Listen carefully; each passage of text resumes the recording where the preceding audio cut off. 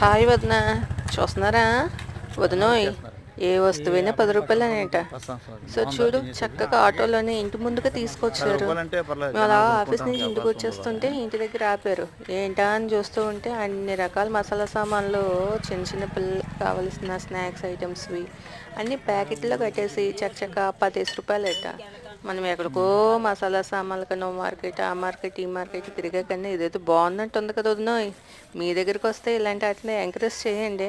పాపం మనం ఎక్కడికో వెళ్ళకుండా మన ఇంటి ముందుకు వచ్చినప్పుడు వాటిని కూడా మనం ఎంకరేజ్ చేయాలి కదా. ఎంత మహా అయితే 10 రూపాయలు కదా ఒక్కొక్క ప్యాకెట్.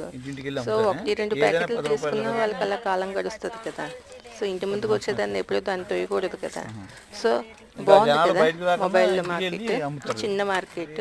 మనకు కావాల్సిన మన వంటకి అవసరమైన బాగా దొరుకుతున్నాయి. ఉంటాను, బాయ్. 10 సంవత్సరాలు చేస్తున్నారు. బాగుంది కదమ్మా అయితే.